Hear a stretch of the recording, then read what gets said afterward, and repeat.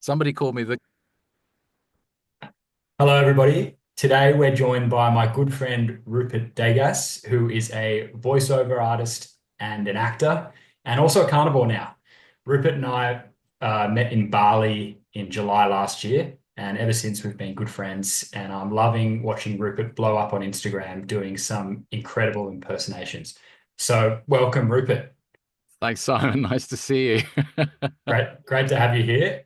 Let's wind the clock back and talk about who Rupert was 3 or 4 years ago, before this whole transformation. Wow. Rupert was a 50-year-old man who had kind of just thought, oh well, I can eat in nice restaurants and I can drink fine wines and make cocktails. And we had this little global blip. You might have heard about it. It was some kind of Don't know thing, what you're talking Yeah, about. Yeah. exactly. And so while that was happening, I learned how to make, being a mixologist and do everything. We all did the same thing. We all baked bread and ate takeaways all the time. And anyway, so 3 years ago, I was the sort of overweight, 115 kilo, 50 something guy with bags under my eyes who had no energy and um, was a bit lost, like all of us were. We didn't really know when we were coming out of it, what we were doing. And I just decided that I needed to have a positive change and a positive mindset and build up my natural immunity and get strong and get physically fit and mentally fit. So I got myself a personal trainer, a chap called Kevin, who's become a great chum. And we started meditating and doing breathing and yoga and boxing and very light weights and movement. And I started noticing a real difference to my energy, but I wasn't noticing much weight loss. I was still getting headaches. I was getting better, but I wasn't really losing the weight. Um, and then I stumbled across Dr. Sean Baker on a podcast. Wasn't the Joe Rogan one? It was Anthony Pompliano's podcast, and he was talking about the carnivore diet and about eating meat and eggs. And I went, I'm going to try that. I mean, I've tried everything, you know. Um, and so I told Kevin about it, and he and I decided to start it on the same day, January the 1st, 2023. Yes. God, it has been. It's been yes, 2023. And we both started it on the same day. We did hard carnivore for 60 days, and I noticed a huge change immediately. I lost weight. I just felt no headaches gone, inflammation gone. I started feeling amazing. So cut to now, I am now 85 kilos. I've lost 30 kilos. Um, I have amazing energy. I feel more positive than I have done probably since my 30s.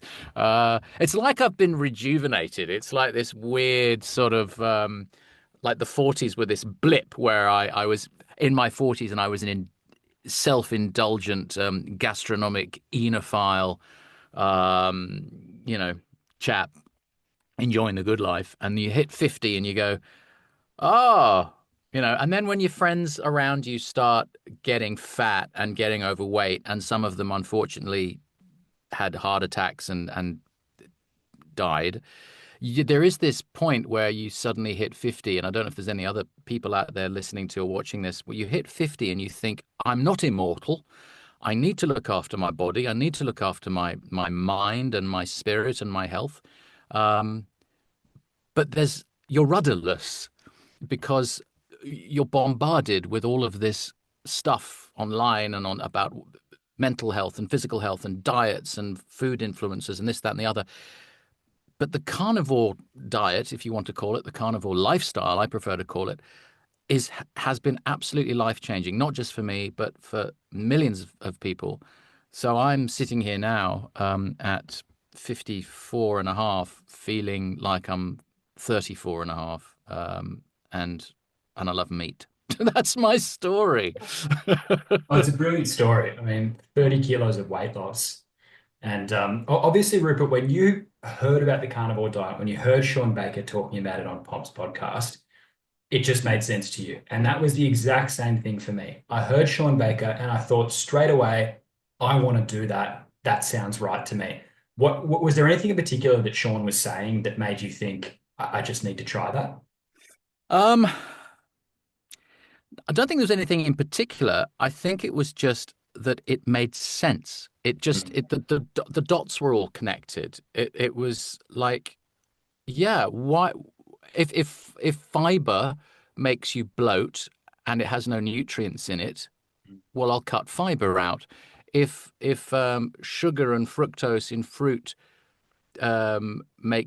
make my gut ache, which they have been, I'll cut that out.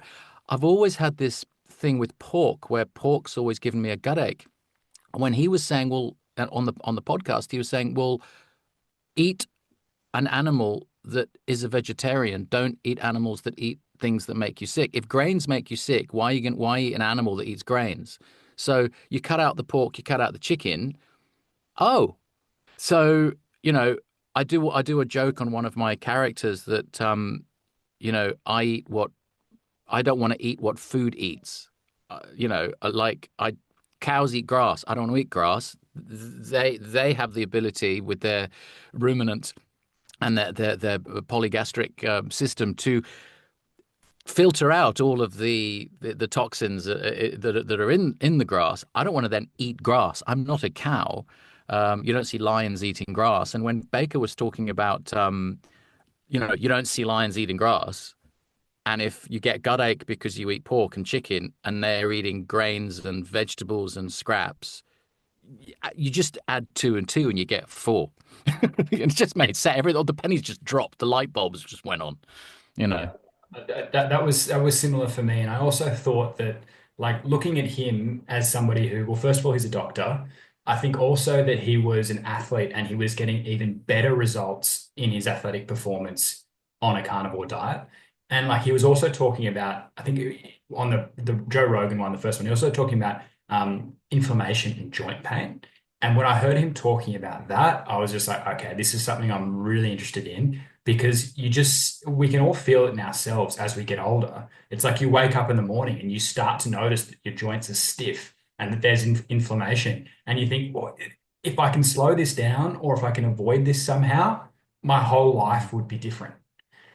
Yeah, that's a distant memory for me. It's funny you mentioning getting. You mention it. It's been like, well, I haven't. That's a distant memory. I haven't felt like that for a long time. I get out of bed with a spring. I haven't used an alarm clock in 2 years, 2.5 years. I get up every morning at 8 a.m. I'm not an early riser. 8 a.m. is good enough for me. 8 a.m. I'm up. I'm up, and no joint pain, no inflammation. So yes, absolutely. It's funny reminding me of how I used to go, oh, I want to get out of bed. I want to stay in bed. No, just get up, up, up. It's great. Yeah, 100%. So 1st of January 2023, did you hide all the wine? The bread was put away. What were some of the changes that you made straight away? Um, it was very easy. My camera's gone a bit blurry. Hang on, let me try and focus that. It was really easy actually, Simon. It was just started eating meat and eggs. It was just really simple. There was no temptation. I didn't eat a lot of bread anyway. We didn't really have bread in the house. I'd have if we went out to breakfast at a cafe in Sydney that we'd have an eggs Benedict or something on toast, and then it was just a case of just going, can I have an eggs Benny, no toast?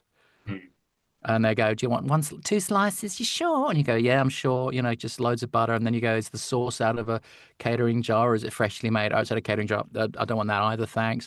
And then the more you go down that sort of rabbit hole, you then start going, well, it's not just about eating the meat. It's also about cutting out the seed oils. It's cutting out the sugars. It's cutting out the processed foods. It's being aware of looking at ingredients. And the better your body feels, the more you want to. It's just an old cliche about your body's your temple, and as within, so without. But it's true, you know, as within, so without. As without, so within. Uh, you care. The better you feel, the more you give a shit about what goes in your body. And I found myself going, well, I'll eat out less and saved money as a result. The easy option is, oh, I'll just go to a restaurant because I can't be bothered to cook. But you go, no, no, actually, I want to eat healthy foods. I want to know where my meat comes from, where my eggs come from. I'm looking at how many hens per hectare on a dozen eggs, and love using Holbrook. They have 40 hens per hectare, and then the one next to it has 10,000 hens per hectare. Oh, and it's $2 cheaper. I'll spend that extra $2 to have the hens that are happy. It's the same with the meat as well. You're suddenly very aware of people going, oh, but what about feedlots and grain fed and all these animals who are treated cruelly? And I go, yeah, it's disgusting. I'm not going to eat that. I'm not going to feed that business. I want to know where my beef comes from. Has it been grass fed? Has it had a lovely, beautiful, happy life on a farm in New South Wales or Queensland? And then the more questions we ask, the more restaurateurs, waiters in restaurants, start to go, oh, we're getting a lot of questions like this. And recently I've found in the last year or two that you bring up seed oils to a waiter in a restaurant and they go, oh, yeah, no, we've changed our thing and our which chef only uses, butter now and tallow. And you're going, this is a real change happening. And that's because we're asking questions. We're not trying to be pontificating about it. It's just asking general questions to people who are in the food and service industry. And as a result, I think changes are happening, as we're now seeing with Robert F. Kennedy and all the amazing things he's doing, which is fantastic. And I absolutely love him. And I do this impersonation with a lot of love. I think he'd appreciate it. He's got a good sense of humor. I'm sure he'd I see the hope funny I hope side so. of it. I hope so. I'm worried about the shakes, but it's really good though. It's the finger The finger wagging, is the very good. finger, you know. But yeah, and I'm just happy, man. It's just like there's a real. I'm just happy. I'm like, things don't bother me anymore. There's another side effect of the carnivore diet is I'm still a bit grouchy, but I used to be really like, cantankerous old bloody grouch and be in the car. Ah, fuck it. No, shit doesn't bother me anymore. It's like, whatever. It's like you just chill out, man. And it's a good chill drug, mate. It's a really good chill drug. It's better than cannabis, I'll tell you. Yeah, yeah, definitely. Without the brain damage. Yeah, yeah. It's excellent. Yeah, the whole carnivore Zen thing is real. Like you It's do enter this state of just calm and contentedness, and it's very stoic. It sort of encourages you to really just focus on what you can control and get on with your life. And yeah. for anyone who hasn't tried carnivore, they might think that we're just blowing smoke up our own asses, It's true. but it is true.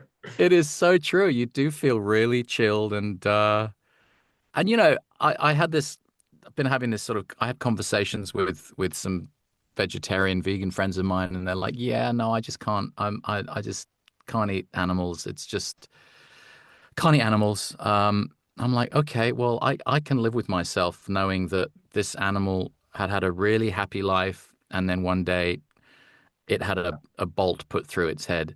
And then when I put it to my vegetarian and vegan friends that they'd rather have animals just dying, just lying down in a field and just rotting than being eaten, or if it's in the wild and they're being torn apart, Mm. um, you know. And also I said, what would you do with all the animals? What would happen? The streets would be overrun with cows and chickens and pigs. There'd be millions everywhere. And you know what they did in the UK when they banned fox hunting? They banned fox hunting. They had to cull thousands of dogs because the dogs had no use anymore. So to save one fox, so you actually when you say to a vegetarian or a vegan who not doing it for health reasons but doing it for animal cruelty reasons, and you say what would you have it? How would you have it? And they go, well, I guess you'd have to cull. Right. So if you're going to kill the animals anyway, why don't we just eat them? Well, And I mean, there's that, but there's also, all the foxes, squirrels, mice, rats, snakes, frogs that live in the paddocks in with the the paddocks, I know, with the cows. I Whereas know, if you're a carnivore, you might kill one or two cows in an entire year. in the entire And year, and exactly. as you say, they have a fantastic life eating grass. They don't see it coming. No, They're dead, and then they yeah, sustain an yeah, intelligent apex, well, seemingly intelligent apex predator yeah, for an yeah, entire year. I mean, yeah, I think it's a pretty good trade. yeah. So if it just in order to when you say about that calm and contentedness, Mm. knowing that you're eating an animal that had a really good life and ate grass and is an amazing, beautiful beast that's sacrificed itself for us to be healthy and to be fit. Yeah, I'm very content with that. that doesn't make me angry, and it just makes me calm, going, that's the food chain. That's how things are. Get over it. Yeah, yeah, exactly right. That's life. And Rupert, what's it been like with friends, family, and colleagues now that you're this 30 kilo lighter, body is a temple, healthy, calm man? I mean, some people must think that you're unrecognizable. Yeah, yeah, they do. That you get the occasional, you get the oh, you know what it's like. You get them, oh, but what about your cholesterol? You go, oh God, here we go, Or they go, yeah, but what about, cardiovascular disease? What about too much fat in your arteries? What about, arteriosclerosis? What about, the classic one is, yeah, but no, there's no vitamin C. What about scurvy? And you're like, oh, strap me down. You know, it's like when you get, if someone's really fit and they're super fit and they're really happy and they say, I think you're crazy doing this, then that's fine. But when they're morbidly obese, unhappy, depressed, and they say they think I'm crazy doing this, I go, all I say to them is, well, just try it. Try it. Try it for 30 days.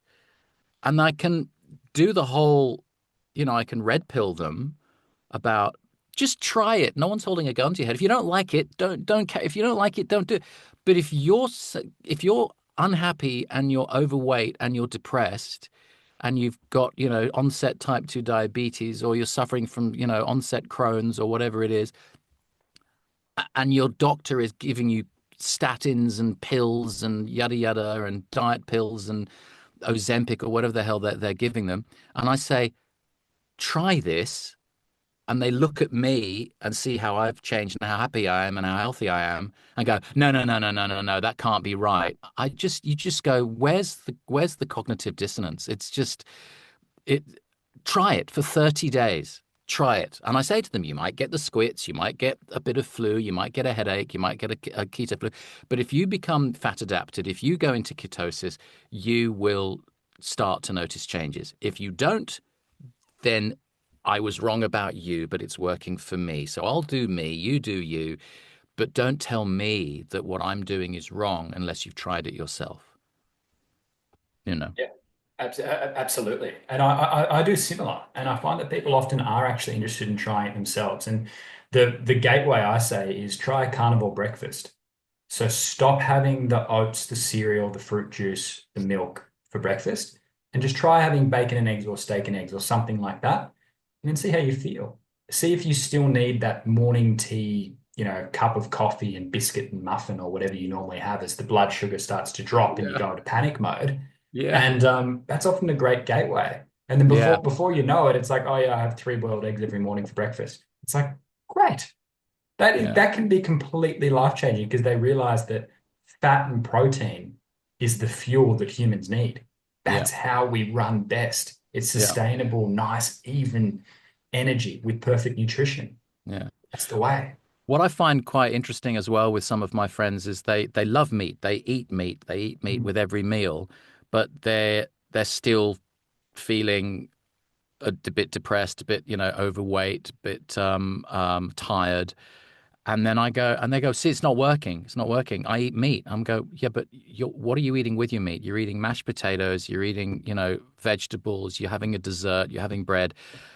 They said, yeah, but I'm eating meat. I said, yeah, but you can't, you got to, it's an elimination diet, first of all. You've got to get rid of the other stuff because your body is working so hard to digest all that starch and all that fiber and all those lactates and oxalates and phytonutrients that by the time the meats come through, well, your body doesn't know what to do with it because so you've got to cut all that out. And they go, oh no, I can't give up my potatoes. I'm like, oh, okay. Yeah, exactly Okay. right. I'll just, I know exactly what you mean. That's very well said. I've had people say that to me as well. They're like, oh, I used to eat steak and chips for every meal. I got really fat. it's the Uh, chips. It's not the meat. no, dude, it's not the meat. You actually need more fatty meat and just cut out all the carbs and seed oils and Yeah. all the plants. Yeah. They're causing issues. As you Yeah. say, they're blocking the nutrient Yeah. absorption. Yeah. They're causing inflammation. Yeah. This. this isn't what you need. Yeah. But you know what's weird though, Simon, is that, there is this thing, you get a lot of people on Instagram and YouTube, in the comments. It's quite interesting reading the comments now that I'm doing uh, you know, uh, content and stuff on Instagram, is of the sort of, why don't you just let people live their own lives and stop telling people what to eat and how to do it? And I'm like, well, yes, you've got a point, but I kind of really care about the health of people on this planet because when I'm 80, I don't want to be a burden to the health service, and B, um, I want to make sure that the young who are paying taxes, uh, which as a pensioner we're going to be recipients of, if the young are dying young, incapable of working, if they all become like Wally, all sitting in their seats, slurping big slurps and just watching TikTok all day, what's that? That's not good for us in when we're 80, 90, 100 and we suddenly need some government assistance. So it's actually in all of our benefit, all of us, that we have a healthy populace. So I'm not telling people you have to eat like this. I'm just saying, do you want to be a burden on the state? And are you going to make me suffer because of your selfishness? And I'm sorry, I know that sounds selfish, but if we were all healthier, the world would be a better place. I'm not telling people, oh, you must eat like this. It's just, hey, look at the big picture, zoom out, pull out. We're living now shorter lives. For the first time ever, our life expectancy has gone down. We've been doing this and we go look like that. That's not good. That's not good for the population of the planet. Well, some people would say it is good for the population of the planet, but that's another story. Yeah, that's another can of worms. That's another kind of worms. But so it's just about health. It's about being as productive as possible. Um, you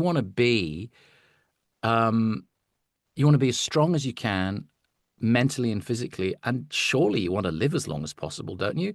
There's a movement about we've got this, you know, we don't want a slow death. I want to have a really long life and a very quick death. I don't want to have a slow, just I'm just going to spend the next 30, oh well, I'll spend the next 30 years on medication as I drift away into my old age. And I want to be fit and active until literally boom, I'm gone. And the only way you can do that is with what you eat. Yeah, I think that's so well said, Rupert. And another thing that comes up a lot is essentially people will blame others' poor health on willpower. And I have a bit of a problem with that because I know so many people who have tried really, really hard to take control of their health by eating the government dietary guidelines and by exercising like mad people, like mad men and women every day for an hour, nailing themselves on the treadmill, but they didn't get any results. And I think what you're doing really well with your content, it's so entertaining, but there's an education message there. And Mm. that's what I try to do with my message as well, is we're actually teaching people that if they have a different strategy, they can get amazing results. Because the carnivore diet, as you're explaining, is not torture. It doesn't require that much willpower. It's actually just eating the way that we're designed and things really click into place. Yes, 100%. Yeah, it's not hard. It's the easiest diet I've done. I mean, I've been on yo-yo diets since I was in my 20s. I've done the I'll be a pescatarian, I'll be a vegetarian, I'll be a gym bunny. I've done all that. And I kept falling off the wagon, so to speak, because it was really hard because I had to It is take hard. supplements. And I had, at one stage my kitchen had, I think, maybe 20 bottles of pills, and zinc and B12 and C and collagen, and again, it's like when the penny drops and the light bulb goes on and you realize that you get all of your nutrients from steak and eggs, like all of your nutrients. You don't need all of these other pills. And then when you suddenly wake up and you have this epiphany that all you're doing is you are feeding the supplement industry, um, it's like you just wake up. It is like a an epiphany. It's a eureka moment of, oh, everything I need for my body to work at its optimum is in stake. If you have a car, you want to put the best fuel. When you go to the petrol station, you've got Super 98, you got 92, you got the diesel, you got all the different things. And if you've got an expensive car, you want to put the best fuel in it. You don't want to put the cheap fuel in it. Um, why do we put crap in our bodies and then take these pills to balance the nutrients when we've got everything in a steak? And I know it sounds ridiculous, but I was like that. I was like, well, I'm eating what the government tells me is healthy food. I'm feeling like shit, so I've got to go and run on a treadmill and do weights and whatever, and then I've got to take all these supplements, and then I used to take these massive bottles of protein powder. It was hemp protein, pea protein, mixed with water in a shaker bottle. And like, I was spending thousands of dollars on supplements. Uh, yet, but I was eating my toast and my muffin and my chips and and my vegetables, my salad and my quinoa because the government told me it was healthy. As soon as when people say, "Oh, but isn't it expensive being on the carnivore diet?" You go, "Would you cut everything else out?" It's actually a lot cheaper. You're not snacking, you get no cravings, so you're not spending money on biscuits and cakes and crisps and all the other sort of junk food crap. You're just eating until you're full. And my food bill has gone down. So I would challenge anyone to go, oh, steak, so expensive. When you cut everything else out, it's not. So, you think of it like that. Yeah, very well said. If you actually have a look at your grocery bill and how much you're spending on coffee, alcohol, supplements, plus food, eating at home and eating out, tally that all up, and Oh, then yeah. think about how much meat, how many ribeyes you can get for the same amount of money, and eggs, and you will find that you save money. Yeah. It's very freeing as well because you actually take control of your life more financially too, because you can easily predict, all right, I spend X amount of dollars on meat per week, and that's it. I'm not constantly giving money to cafes, bars, restaurants, liquor companies, supplement companies. It's a much better life. Yep. So Rupert and I, up until recently, lived about 5 minutes away from each other, but we didn't know one another. And it wasn't until we both went to Bali that we met. Rupert, do you want to share a bit about that? Yeah, so I was in Bali. I went to this thing called the Bali Time Chamber, which was a men only retreat, no vegans, no women. And I thought that sounds like something I need. It was my wife actually who made me go. She signed me up. She said, "You're going. You need this. You need to be around positive men because I'm surrounded by women all the time." And she said, "You need to go off and hang out with men and do some exercise and be in clean air." And went to Bali and met a great bunch of guys. It's not like a retreat you have to everyone's there at the same time. You just can stay as short or as long as you want, and people come and go, men come and go. Some people are there for a week, some people are there for a month. I was there for a month. And I was there eating my steak and eggs every day, and all the staff there and all the other guys were all asking me, why don't you eat anything else? And I went on to Instagram and YouTube, and I showed all of them Anthony Chaffee, and I said, and Sean Baker, and I said, follow these guys. You've got to this, and I told them all about the carnivore diet.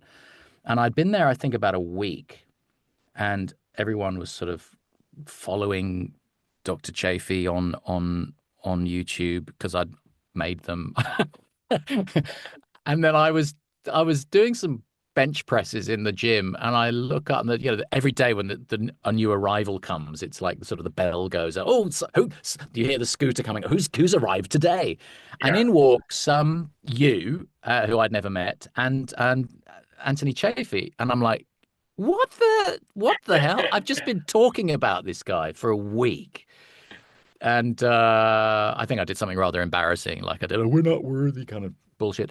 But it was incredible because suddenly he then I then said, I've just laid the ground, I've the rose petals everywhere, and he just kind of walked in and went, not literally rose petals, but I laid the groundwork for him. And I think within 2 weeks, you and Anthony had managed to get everybody there eating meat, and a lot of lives were changed, and it was fantastic.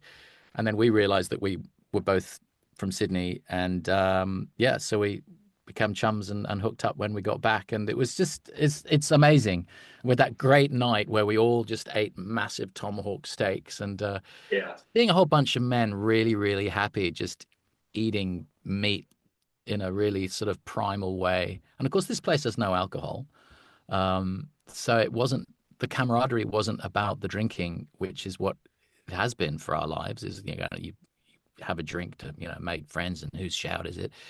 This was about just eating meat and talking about good good healthy stuff.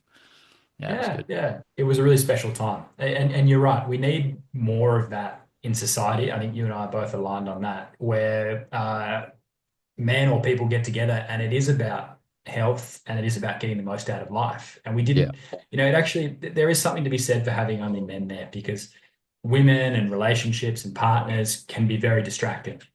And so yeah, there was no sort of sense of showboating or no sense of, oh, I have to make sure that my wife and my partner's okay.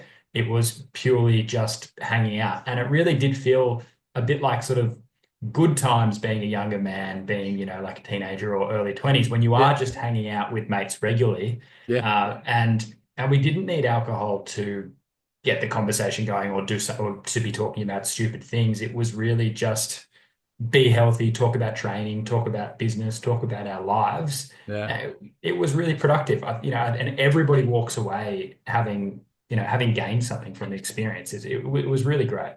Oh, it was amazing, and the highlight was meeting you and Anthony, among other guys. But it was the Yeah, really good meeting these guys, and it's fantastic. Yeah, crew.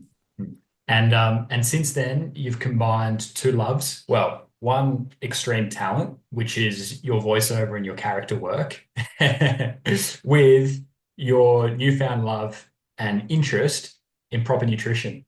So you are Donald Trump, you are David Attenborough, you are Bill Burr, you're Gordon Ramsay, many others on yeah, Instagram yeah. talking about health and nutrition.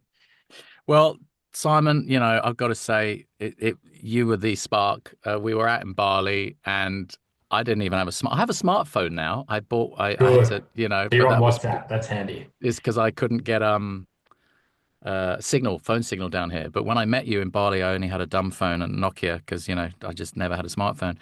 And you're like, you should be doing content.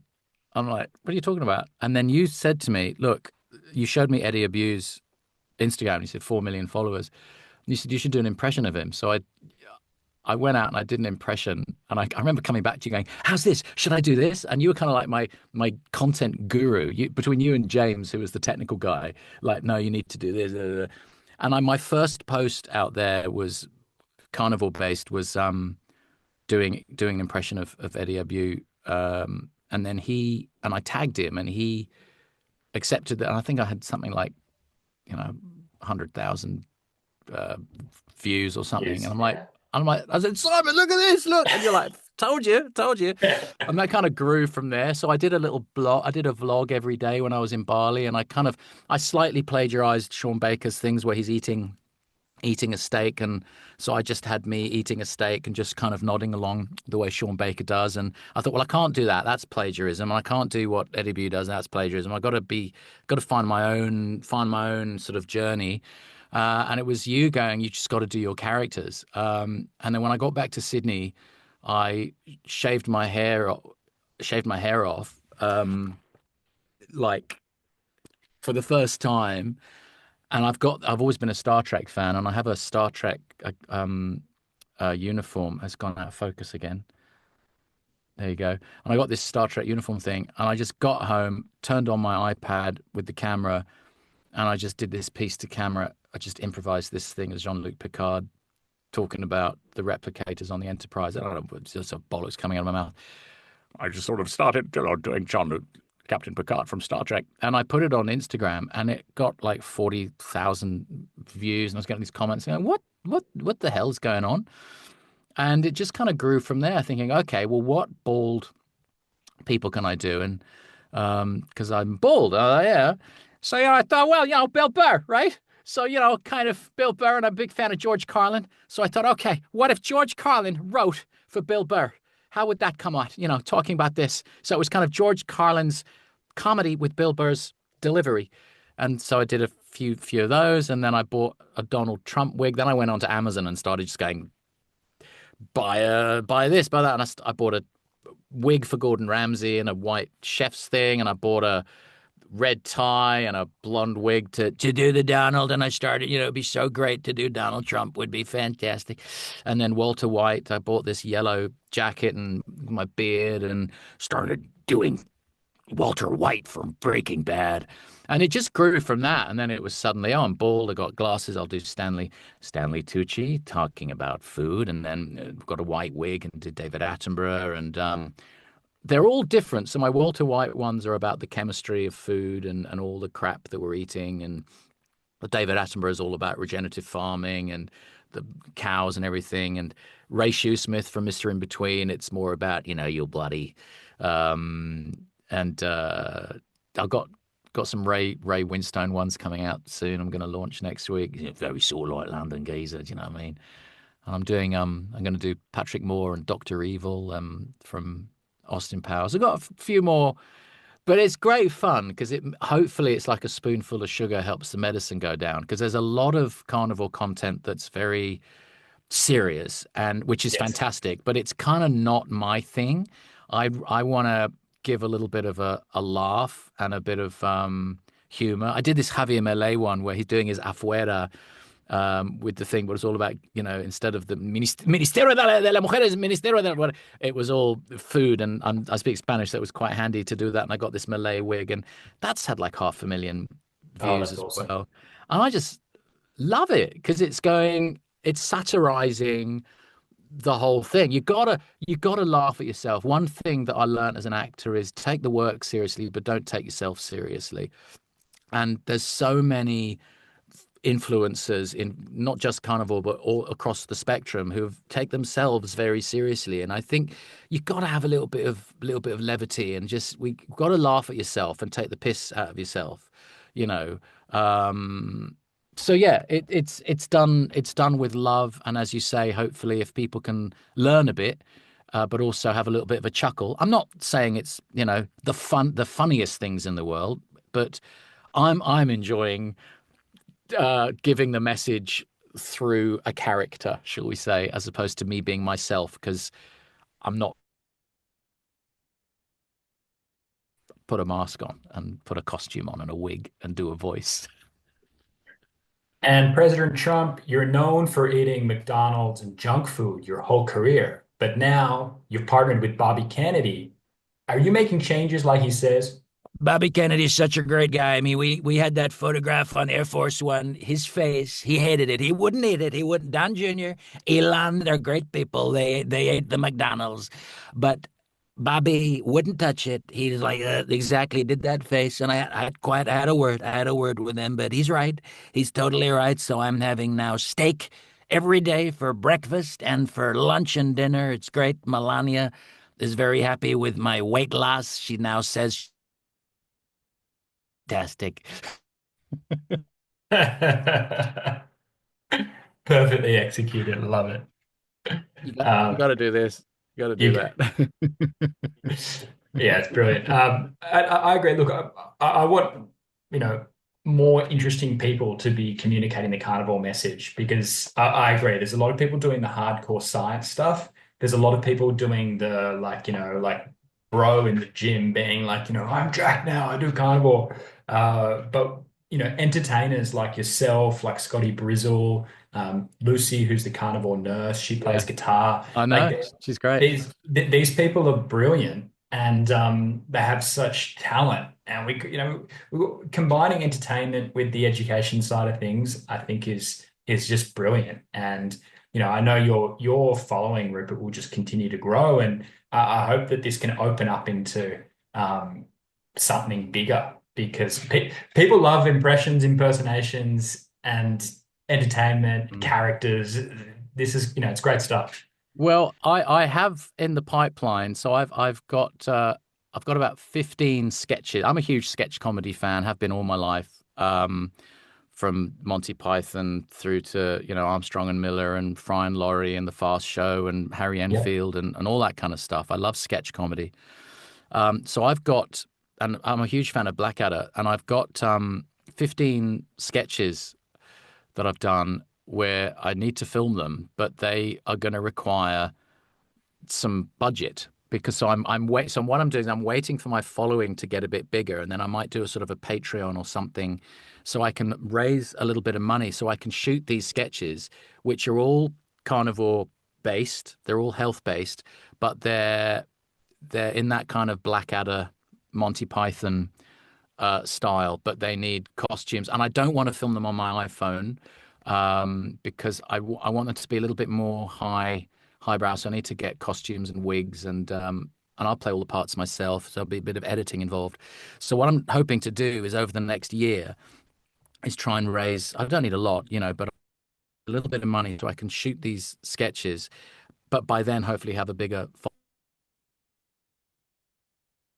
warrant making that kind of investment. But one day, hopefully, it will be.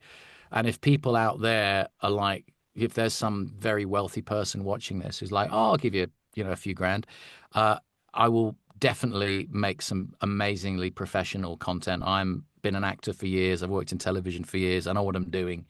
And I would love to get some stuff out there because TV's dead.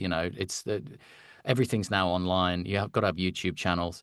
But I think once the following gets a bit bigger, I'm really looking forward to doing some serious high production value comedy stuff.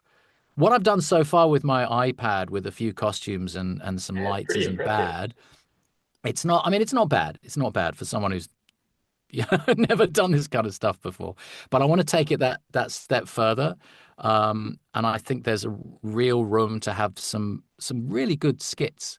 I see a lot of skits on YouTube and I'm like, oh, the writing's funny, the acting's okay, but the camera work's terrible, the lighting's terrible, the audio is terrible, and I'm a perfectionist, Simon. If I want to do a sketch, I want to have, you got to have radio mics and there's got to be proper lighting because I want it to look like a proper BBC, you know, television sketch, something from In Living Color or, SNL. Maybe not SNL because that's all live and everything, but you know what I Are mean? you a Alan Partridge fan? Partridge. Oh, Yeah. Alan Partridge. Yes, I used to. Yes, back in the day. Yes, Steve Coogan did a lot of. Yes. So is that it's that kind of stuff. It's not that hard. You just Yeah. need to spend a little bit You need the more effort. production. You need the production. You need but good camera, good lights. Which I've got. I've got all the people. I've got the crew. I can put it all together. But I've kind of you can't just pay everybody in beer all the time. You've got to sometimes give them a bit of money. So hopefully, once I can build my following, start raising a bit of money to make some really good sketches, which would be, and I Mm. think they're really good. I think they're Yeah, really good. yeah. You Yeah, know, that'd be great. I'd love to see that on YouTube. yeah, Some people are posting really high quality content on YouTube now, and it's that sort of it can go exponential. So like some really great content like that can just go bananas. it can. So yeah, And this it's is the definitely worth thing getting out there. because it's now the Wild West when it comes to social media, and YouTube has got everything's just thrown at it. You Mm. really have to find that good quality stuff. But as you said, the good quality stuff it stands out. And I'm too much of a perfectionist and my standards are too high that I don't just want to be putting stuff out there that I just think is not good. Um, and I'm all the stuff you should see the stuff I do. I do everything in one take, all my skits. I see a lot of YouTube and Instagram content creators, they just put edits in, they're doing stuff to camera, there's cut points. I don't want to do that because I want it to be seamless. Mm. So sometimes I have to do 6, 7, 8 takes of these things. You see the outtakes of some of my Instagram stuff. I'm like, oh shit. because I got the last line wrong, and I'm very self-critical. I've got to get it right. And if the lighting's bad or a prop goes wrong, I have to start again and do another take, and because that's the kind of crazy person I am. And I hear David Attenborough and Donald Trump may be attending the upcoming Regenerate Health Summit. Apparently, yes, apparently, RFK is suggesting that Trump, go to Sydney and Melbourne to talk to the locals. It's very important to talk to the local people about their farming. But also, David Attenborough is not getting any younger, and he needs to fly on his private jet. Because, as we know, it's brilliant for the environment to fly private. And he's going to come and talk to us as well about cows. Very good. All right, I look forward to that. For anyone watching, that's happening on the 22nd and 23rd of March. 22nd in Sydney, 23rd in Melbourne. It's going to be an epic event with lots of talented people like Rupert getting up on stage, as well as a whole room full of carnivores and health aficionados. It's going to be epic. So be there. Finally, Rupert, for anyone out there who might be an overweight 50-year-old wineaholic, what are your number one tips for improving their health? First tip is don't be afraid. No one is holding a gun to your head and saying you have to go all in 100%. It's not a sort of this isn't fascism like other diets I can mention. This is about how good you feel. Work at your own pace. Just start for a week. Just cut out processed foods and alcohol for a week, and vegetables. Just eat meat for a week, and meat and eggs. See how you go. And then if you feel better, try it for a second week and just build on that. If you hate it, you don't like it, that's fine. But so that would be my tip is give it a go. It's every journey starts with a single step. And another cliche is a lie is halfway around the world by the time the truth has its boots on. And that's an old Irish expression. So I would say just remember, if it's worth doing, it will take longer, and it's the tortoise and the hare. There's so many fables and anecdotes and things, but there's no such thing as a quick fix. If you're overweight and you're in your 50s and you have hypertension and you've got depression, a doctor, and sorry to any doctors watching this, but you're drug dealers, and all you want to do is get this patient onto something so you can get the next patient in, because it's your business. I understand that. When I do my job, I want my job to be over so I can get onto my next job. The truth, however, is all you have to do is change what you put into your body. Just change your diet. It's really that simple. Wow. Brilliant, Rupert. All right. Thank you so much. I really appreciate you coming on today. Arigato gozaimasu. I think people are going to love this, Rupert. Thank you. Merci à tous. See you in Sydney and Melbourne on the 22nd, 23rd. And I'll probably see you before then, Simon. And yeah. Awesome. Thank you.